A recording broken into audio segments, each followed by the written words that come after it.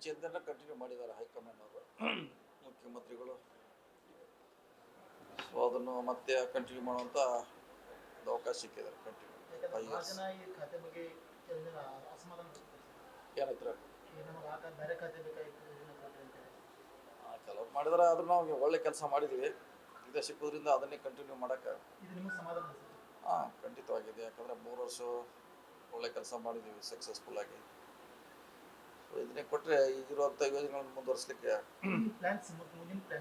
ಸಾಕಷ್ಟು ನಮ್ಮ ಮುಂದಿದೆ. ಬ್ರಿಡ್ಜಸ್ ಇದೆ, ಇನ್ನು ಹೊಸ ರಸ್ತೆ ಮಾಡಬೇಕು, ಬೆಳಗಾವಿನಲ್ಲಿ ಫ್ಲೈಓವರ್ ಮಾಡಬೇಕು,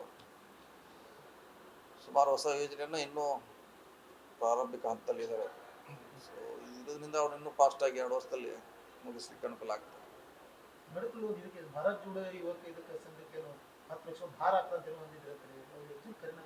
ಯಾಕೆ ಸ್ಪಷ್ಟೀಕರಣ ಕೊಟ್ಟಿದ್ರಲ್ಲ,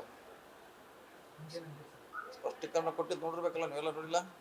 ನೋಡಿಲ್ಲ, ಸ್ಪಷ್ಟೀಕರಣ ಕೊಟ್ಟಿದ್ದೆ ಅದ್ರ ಬಗ್ಗೆ.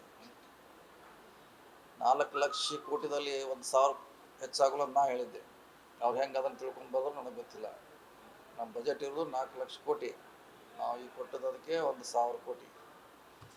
ಅದೇನು ದೊಡ್ಡದು ಆಗೋಲ್ಲ ಅಂತ ನಾ ಹೇಳಿದ್ದೆ. ಅದನ್ನೇ ಅವ್ರಿಗೆ ಅಲ್ಲಿ ಅದನ್ನು ಕ್ಯಾರಿ ಮಾಡಿದ್ರೆ ಗೊತ್ತಿಲ್ಲ ಅಷ್ಟೇ. ಅದಕ್ಕೆ ಸ್ಪಷ್ಟೀಕರಣ ಕೊಟ್ಟಿದ್ದೀವಿ. ಆ ರೀತಿ ನಾವೆಲ್ಲಿ ಹೇಳಿಲ್ಲ, ನಮ್ಗೆ ಹೊರೆ ಕೂಡ ಆಗಲ್ಲ ಅಂತ ಹೇಳಿದ್ವಿ. ಬೆಳಗಾವಿ ಜಿಲ್ಲೆ ದೊಡ್ಡ ಜಿಲ್ಲೆ ಸರ್, ಒಬ್ಬರೇ ಮಂತ್ರಿ ಕೊಡ್ತಾರೆ. ಹಿಂದೆ 3 ಜನ ಇದ್ರು ಕೊಡ್ತಾರೆ. ಇನ್ನೂ 2ನೇ ಹಂತಕ್ಕೆ ಮಾಡ್ತಾರಲ್ಲ, 2ನೇ ಹಂತ ಬೇಕು ಮಾಡ್ತಾರೆ. 2ನೇ ಹಂತ ಖಂಡಿತ ಬಂದೇ ಬರ್ತೀವಿ. ಇನ್ನು ಎಷ್ಟು ಬರ್ಬೋದು ಸರ್? ಕನಿಷ್ಠ 1 ಹಂತಕ್ಕೆ ಕೊಟ್ಟೇ ಕೊಡ್ತಾರೆ, ಕೊಡಲೇಬೇಕು.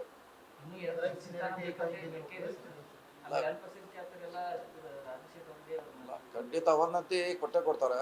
3ನೇದ್ದು ಮಾಡ್ಲಿಕ್ಕೆ ಏನು ತೊಂದರೆ ಇಲ್ಲ. 3ನೇದ್ದು ಬೇಡಿಕೆ ಮಾಡಲಿಕ್ಕೆ ತೊಂದರೆ ಏನಿಲ್ಲ. ಇಲ್ಲ, ಬೇಗ ಮಾಡ್ಬೇಕಲ್ಲ, ಖಾಲಿ ಇಡ್ಲಿಕ್ಕೆ ಆಗೋಲ್ಲ. ಸುಮಾರು 20 ಜನ ಇನ್ನೂ ಬಾಕಿ ಇದ್ದಾರೆ. ಬೇಗ ಹಾಂ ಖಂಡಿತ ಮಾಡ್ತಾರೆ. ಈ ತಿಂಗಳ ಒಳಗೆ ಮಾಡಿದ್ರೆ ಒಳ್ಳೆಯದು. ಯಾಕಂದರೆ 20 ಮಂದಿ ಮಂತ್ರಿಗಳಿಲ್ಲದೆ ಸರ್ಕಾರ ನೋಡೋದಕ್ಕೆ ಕಷ್ಟ. ಇನ್ನು ಫೈನಲ್ ಆಗಿಲ್ಲ ಎಲ್ಲಿ ಮಾಡಬೇಕಂತ ಚರ್ಚೆ ನಡೀತದೆ ಅಷ್ಟೇ. ಸಿದ್ದರಾಮಯ್ಯ ಗೌರ್ಮೆಂಟ್ ಇದ್ದಾಗ ಬೆಳಗಾವಿ ಮಾಡಬೇಕು, ಜುಲೈ 13 ಮಾಡಬೇಕು ಆಗಿತ್ತು. ಅವಾಗ ಚರ್ಚೆ ನಡೀತಾ. ಈಗ ಹೊಸ ಮುಖ್ಯಮಂತ್ರಿ ಬಂದಾರ, ಇವ್ರು ಏನು ನಿರ್ಧಾರ ಮಾಡಕ್ಕೆ ನೋಡಬೇಕಲ್ಲ. ಪೂರ್ಣ ಖಾತೆ ಮಂತ್ರಿ ಎಲ್ಲರೂ ವಿಸ್ತರಣೆ ಆಗುವವರೆಗೆ ಮಾಡ್ಲಿಕ್ಕೆ ಬರಂಗಿಲ್ಲ. ಅಷ್ಟಾಗ ಮಾಡ್ತಾರಲ್ಲ, ಈ ತಿಂಗಳಲ್ಲೇ ಮಾಡೇ ಮಾಡ್ತಾರೆ. ಅದು ಅಧಿವೇಶನ ಆಗೋದು ಜುಲೈ. ಇನ್ನೂ ಟೈಮ್ ಇದೆಲ್ಲ, ಅದಕ್ಕೆ ಟೈಮ್ ಇದೆ ಭಾಳ. ಈ ತಿಂಗಳು ಬಾಕಿ ಎಲ್ಲ ಮಂತ್ರಿ ಖಾತೆ ಮಾಡಲೇಬೇಕು. ಯಾಕಂದರೆ ಇಷ್ಟು ದೊಡ್ಡ ಸಚಿವ ಸಂಪುಟ ಖಾಲಿ ಇಡ್ಲಿಕ್ಕೆ ಆಗೋಲ್ಲ. ಈಗ ಪಕ್ಷದ ಸಂಘಟನೆ ದೃಷ್ಟಿಯಿಂದ ಕಾರ್ಯಕರ್ತರದೊಂದು ಅಭಿಲಾಷೆ ಇತ್ತು, ನಿಮಗೆ ಸಚಿವ ಸ್ಥಾನದ ಜೊತೆ KPCC ಜವಾಬ್ದಾರಿನೂ ಕೊಡ್ತಾರೆ. ಆ ಲಾಸ್ಟ್ ಮೂಮೆಂಟ್ ವರೆಗೂ ಇತ್ತು. ಏನು ಕೊನೆ ಗಳಿಗೆಯಲ್ಲಿ ಏನು ಯಾಕೆ ಚೇಂಜ್ ಆಯಿತು? ಏನಿಲ್ಲ, ಅದು ಪಕ್ಷದ ಪಾಲಿಸಿ. ಅದು ಒಬ್ಬರಿಗೆ ಒಂದೇ ಹುದ್ದೆ, ಸೊ ಅದರಲ್ಲಿ ಅದು ಒಂದೇ ಆಯ್ಕೆ ಮಾಡುವಂಥ ಪ್ರಯತ್ನ ಆಯ್ತು ಅಷ್ಟೇ. DK ಶಿವಕುಮಾರ್ ಇದ್ದಾಗ ಅವರು 2 ಹೆಸರು, ಅಂದ್ರೆ ಒಬ್ಬರಿಗೊಂದು ಆ ಸೈಡ್ ಭಾಗದೊಂದು ಈ ಸೈಡ್ ಭಾಗ. ಆವಾಗ ಅದು ಇನ್ನೂ ಆ ಬಗ್ಗೆ ನಿರ್ಧಾರ ಮಾಡಲಿಕ್ಕಿಲ್ಲ. 1 man 1 post ಅದು ಬಹುಶಃ ಈಗ ಮಾಡಿದ್ದಾರೆ, ಈಗ ಜಾರಿಯಲ್ಲಿದೆ. ಸೊ ಅದನ್ನು ಒಪ್ಕೊಳ್ಬೇಕಷ್ಟೆ. ಈಗ ದಾವಣಗೆರೆ ಎಲೆಕ್ಷನ್ ಮುಂದಿಟ್ಕೊಂಡು ಫಲಿತಾಂಶಕ್ಕೆ ಬರೋ ಮುಂಚೆನೇ ಜಬ್ಬಾರ್ ಖಾನ್ ಅವರನ್ನ ಸಸ್ಪೆಂಡ್ ಮಾಡಿದ್ರು. ಆಮೇಲೆ ಈಗ ಜಮೀರ್ ಅಹಮದ್ ಮಾಸ್ ಲೀಡರು ಮುಸ್ಲಿಂ ಸಮಾಜದ್ದು, ಅವರನ್ನೇ ಕೂಡ ದೂರ ಇಟ್ಟಿದ್ರಿ. ಯಾಕೆ ಮುಸ್ಲಿಮರಿಗೆ ಇತ್ತೀಚೆಗೆ ಕಾಂಗ್ರೆಸ್ ಡೋಂಟ್ ಕೇರ್ ಮಾಡ್ತಾ ಇದೆ ಅನ್ನುವಂಥದ್ದು ಆರೋಪ ಕೇಳಿ ಬರ್ತಾ ಇದೆಯಾ? ಇಲ್ಲ, ಹಾಗೇನಿಲ್ಲ, ಹಾಗೇನು ಡೋಂಟ್ ಕೇರ್ ಏನು ಮಾಡ್ತಾ ಇಲ್ಲ. ನಾವು ಅವ್ರ ಬಗ್ಗೆ ಈಗಾಗಲೇ ಮಾತಾಡಿದ್ದೀವಿ. ವರಿಷ್ಠ ಗಮನಕ್ಕೂ ಇದೆ ಅದು ವಿಚಾರ. ಅವ್ರು ಸರಿಯಾದ ತೀರ್ಮಾನ ತಗೊಳ್ತಾರೆ. ಮುಸ್ಲಿಮರಿಗೆ ಅನ್ಯಾಯ ಆಗದಂಗೆ ನೋಡ್ಕೋತಾರೆ ಪಕ್ಷ. ಗೊತ್ತಿಲ್ಲ ಎದಕ್ಕೆ ಹೇಳ್ತಾರೆ ನೋಡ್ರಿ, ಅದ್ರ ಬಗ್ಗೆ ಗೊತ್ತಿಲ್ಲ. ಹೆಚ್ಚರಿಲ್ಲ, ಇದನ್ನೇ ಮಾಡ್ತಕ್ಕೆ. ಇಲ್ಲೇ ಕೆಲಸ ಸಾಕಷ್ಟಿದೆ, ಭಾಳ ಇದೆ. ಇದೇ ಮಾಡ್ಲಿಕ್ಕೆ ಟೈಮ್ ಬೇಕು. ಅದು ತೀರ್ಮಾನ ಹೈಕಮಾಂಡ್ ಮಾಡ್ಬೇಕಲ್ಲ, ನಾವು ಮಾಡ್ಲಿಕ್ಕೆ ಆಗಲ್ಲ. ಬಂದಿದ್ದಾರೆ, ಹೇಳಿದ್ದಾರೆ, ನನಗೂ ಭಾಳ ಚೆನ್ನಾಗಿ ಬಿಟ್ಟಾಗಿ ಹೇಳಿದ್ದಾರೆ. ಹೈಕಮಾಂಡ್ ಡಿಸಿಷನ್ ಅಷ್ಟೇ.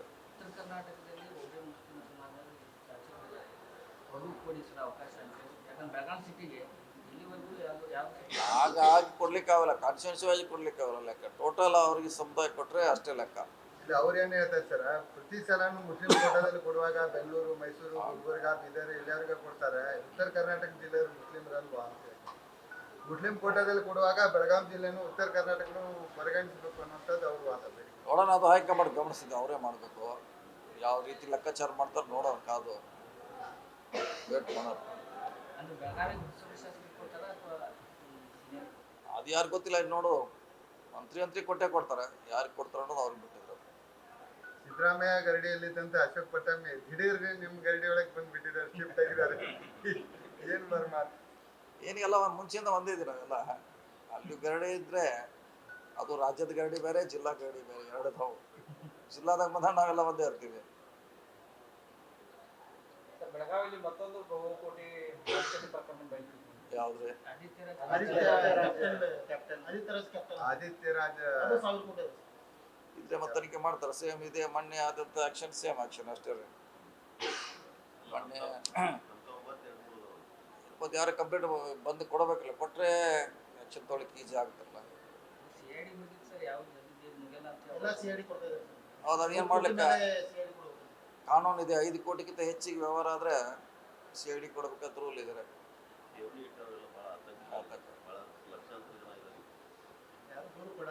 ನೋಡೋಣ, ಸ್ಪೀಡಿ ಮಾಡ್ಲಿಕ್ಕೆ ಏನಾಗ್ತಿದ್ ನೋಡೋ, ಚೆಕ್ ಮಾಡೋದ್ರ ನೀವು ಹೇಳ್ದಂಗೆ ಬೇಗ ಮುಗಿಬೇಕು. ಬೇಗ ಮುಗಿದ್ರೆ ಅನುಕೂಲ ಆಗ್ತದೆ. ಸರ್, ಈಗ ಅಹಿಂದ ಸಂಘಟನೆ ಮಾಡ್ತಾ ಇದ್ದಾರೆ, ಇಬ್ರು ಕೂಡ ಮುಂದುವರಿತದ ಅನ್ನೋದು. ಯಾಕಂದ್ರೆ CM ಸ್ಥಾನದಿಂದ ಈಗ ದೂಸ್ತಿದ್ದಾರೆ ಸಿದ್ದರಾಮಯ್ಯ ಅವರು. ಅಲ್ಲ, ಅಹಿಂದ ಇದ್ದೇ ಇರ್ತದೆ, ಅದಿಲ್ಲ ಹೋಗಲ್ಲ. ಅಹಿಂದ ಅಂತ ಅನ್ನೋ ಒಂದು ಸಂಘಟನೆ ಇದ್ದೇ ಇರ್ತದೆ, ಇಲ್ಲ ಹೋಗಲ್ಲ. ನಾವೇ ನಡೆಸ್ಬೇಕಂತೇನಿಲ್ಲ, ಅದು ಯಾರು ನಡೆಸಿರ್ತಾರ ಅದನ್ನ. ಯಾರಾದ್ರೂ ಒಬ್ರು ಬೇಕಲ್ಲ ಸರ್, ಕ್ಯಾಪ್ಟನ್ ಬೇಕಲ್ಲ ನಡ್ಸಕ್ಕೆ. ಕ್ಯಾಪ್ಟನ್ ಬೇಕು, ವಾರಿಸ್ದಾರ್ ಬೇಕು, ಈಗ ಒಬ್ರು ಬೇಕು. ಈ ಹಿಂದೆ ಸಿದ್ದರಾಮಯ್ಯನವರು ಇದ್ರು, ಇನ್ನು ಮುಂದೆ ಯಾರು ಅಂತ. ಇಲ್ಲ, ಸಮಾಜ ಒಪ್ಕೋಬೇಕಲ್ಲ. ಈಗ ನಾವು ಹೋಗಿ ಅಹಿಂದ ಲೀಡ್ರ್ ಅಂತ ಹೇಳಿಕ್ ಆಗೋಲ್ಲ. ಸಮಾಜ ಸಂಘಟನೆ ಒಪ್ಕೊಂಡಾಗ ಲೀಡ್ರು.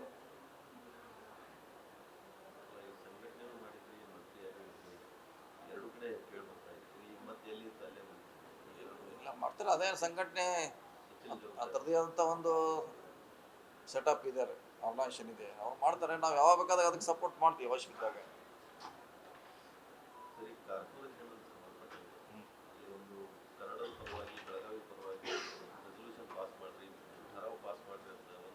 ಒಂದೂವರೆ ತಿಂಗಳಿಂದ ಹೋರಾಟ ಠರಾವ್ ಪಾಸ್ ಮಾಡಿದ್ದಾರೆ. ಹಿಂದೆ 2005ರಲ್ಲಿ ವಿಜಯಮೂರ ಇದ್ದಾಗ ಏನಾಗಿತ್ತು, ಕರ್ನಾಟಕ ಬೆಳಗಾವಿ ಕನ್ನಡ ವಿಭಾಜನೆ ಒಂದು ಠರಾವ್ ಮಾಡಲಿಕ್ಕೆ ಇದು ಆಗ್ತಾ ಇದೆ.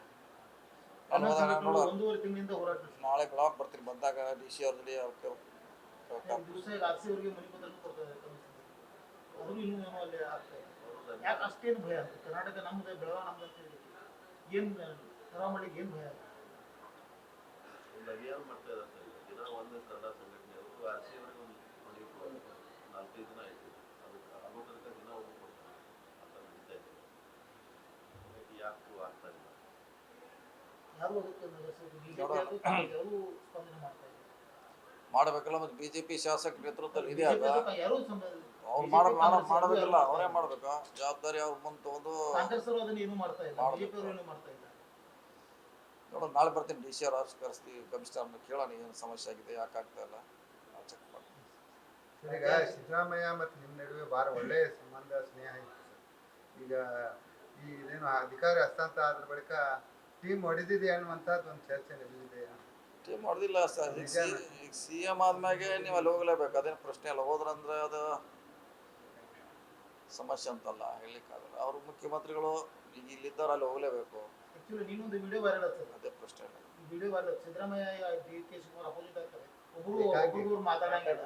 ಈಗ ಏಕಾಂಗಿ ಆದ ಸಿದ್ದರಾಮಯ್ಯ ಅಂದ್ರೆ ಅದು ನೋಡಿ, ಹಿಂದೂ ಅದು ಎಲೆಕ್ಷನ್ ಕಮಿಷನ್ ಇದು, ಅಲ್ಲಿಂದ ಅವ್ರು ಒಬ್ಬರೇ ಬರ್ಬೇಕು, ಅಲ್ಲಿಂದ ಮಂದಿನ ಯಾರು ಬಿಡೋದು. ಅಪೋಸಿಟ್ ಬಂದ್ರು ಹಲವು ಹಾಯಸ್ ಇತ್ತು ಅನ್ನಲಿಲ್ಲ. ನಾಮಿನೇಷನ್ ತುಂಬಿ ಒಳಗಿಂದ DK ಶಿವರ ಅಧಿಕಾರ ಇದ್ದಾಗ ಅಲ್ಲಿ ಅವ್ರ ಹಿಂಗ್ ಜನ ಬರ್ಲಿಕ್ಕೆ ಅಲ್ಲಿ ಅವಕಾಶ ಇಲ್ಲ, ಯಾಕಂದ್ರೆ ಒಬ್ಬರೇ ಹೋಗ್ಬೇಕಿಲ್ಲ. ಇದ್ರ ಬರ ಆದ್ರೂ ಮಾತಾಡಿಲ್ಲ ಸರ್. ನೀವು ಹೇಳ್ಬೇಕು.